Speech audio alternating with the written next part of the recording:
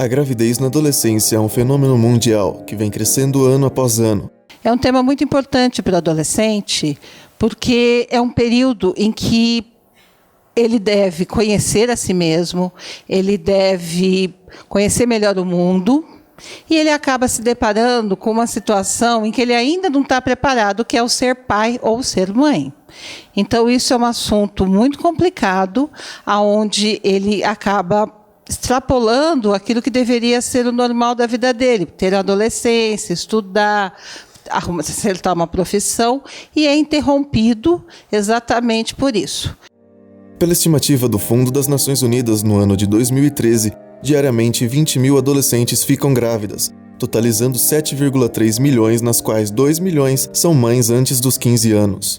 E ele normalmente, a adolescente para de estudar, e ela tem que adiar esse projeto, e muitas vezes ela não consegue mais retomar isso. Isso fica perdido.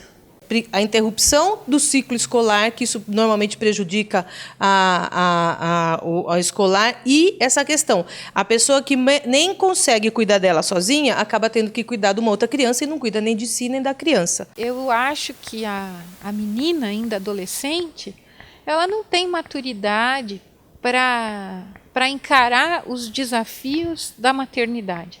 Eu sou mãe de 2 meninas, e é muito difícil ser mãe e ser pai. A carga de responsabilidade é muito grande. Criar um filho é uma das tarefas mais difíceis que se tem.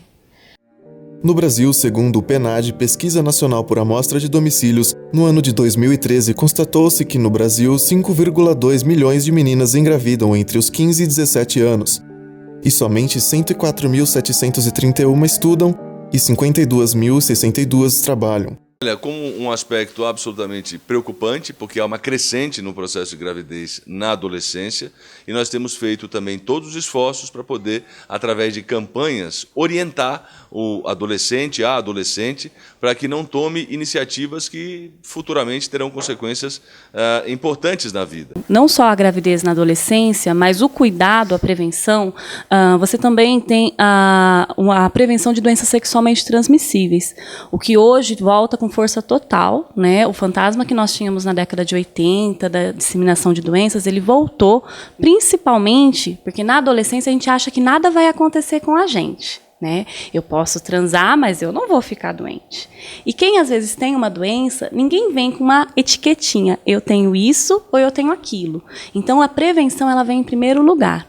E não há anticoncepcional ou remédio, nada que previna como o uso do preservativo. Precursores na sociedade para a indução da gravidez. O documento cedido pela UNFPA, Situação da População Mundial 2015, destaca outras características, entre crises humanitárias, falta de serviços e vulnerabilidade social como forma de agravante de desigualdade de gênero. Ela para de estudar, ela não consegue trabalhar, ela não vai para o mercado de trabalho formal, ela tem que cuidar do filho, ela cuida do filho até os 15, 16 anos, a hora que o filho ele cresceu, que ele está acabando o ensino médio, que ele está tendo a responsabilidade e tudo, aí a mulher fala, olha, agora eu quero voltar para o mercado de trabalho. E ter oportunidade para esse jovem, que muitas vezes a gravidez, por falta de projeto nenhum, de expectativa nenhuma, então eu vou ter o papel de ser mãe. A adolescência, ela tem que ser tratada como uma educação, né? E não uma educação só na escola, mas na família também. Quando você interrompe um ciclo de vida, uma fase da sua vida, que não é o momento certo, a adolescência, a criança, né, no caso a mulher, ficar grávida, ter uma criança, dar à luz, né? Até porque não é um momento, ela não está preparada fisicamente, psicologicamente, estruturalmente para estar gerando aí um filho e cuidando desse filho. Mas o filho deve vir na hora certa. Ele não é ele é para ser um complemento da família, ele é para ser algo prazeroso dentro da família. Na cidade de Jundiaí, estima-se 495 grávidas atendidas na rede pública no ano de 2015. Segundo a Secretaria Municipal de Saúde, um aumento de 97% em relação ao ano anterior. 2.500 gestantes se encontram cadastradas no programa de acompanhamento pré-natal. e destas 15% têm até 19 anos e 0,6% têm entre 10 a 14 anos.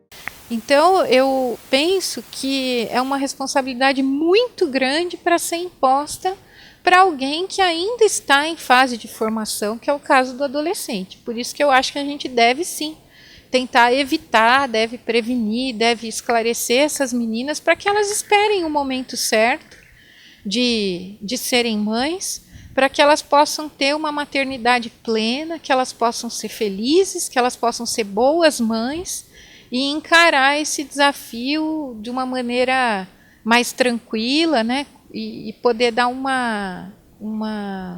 suporte melhor para os filhos que elas vão ter.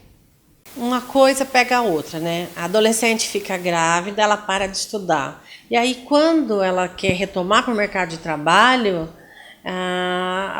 a escolaridade pesa muito na hora de uma contratação.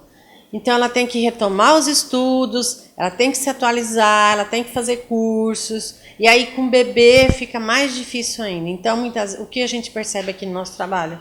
Que esse projeto de trabalho, ele vai ficando para depois e às vezes não chega nunca a vez dela e aí ela fica mesmo nesse papel de mãe. A pessoa não consegue, a garota ela não consegue se formar, não consegue ter um curso técnico, não consegue acabar o ensino médio, não consegue ter uma formação para ela ser independente. Então ela acaba ficando grávida na adolescência e sendo dependente do parceiro a vida toda. Nós aqui, a gente começa a pensar junto com essa adolescente uma forma dela retomar a vida. Ou colocar a criança na creche, ou fazer um curso durante esse período que a criança está pequena. Até a gente incentiva para ela retomar a vida dela que foi interrompida. É necessário que haja programas de orientação aos adolescentes para que saibam prevenir não só a gravidez, mas também saibam prevenir as doenças sexualmente transmissíveis, né? Então é preciso que haja de parte do Estado programas para orientação e educação sexual. Que é um tema que também nos preocupa muito. Então, eu acredito muito que essa política de prevenção, essa política de discussão com as escolas, com a cidade como um todo, vem auxiliando nessa problemática que é a gravidez na adolescência. É a questão da prevenção e orientação que a gente precisa trabalhar muito isso. As adolescentes, tem muitos adolescentes nas escolas que justamente é isso. Ela entra na escola, ela ali conhece alguém, se relaciona, engravida, ela desiste da escola, ela para de estudar. Isso é muito grave, né? Isso é um problema muito sério e que a gente está discutindo o tempo todo isso.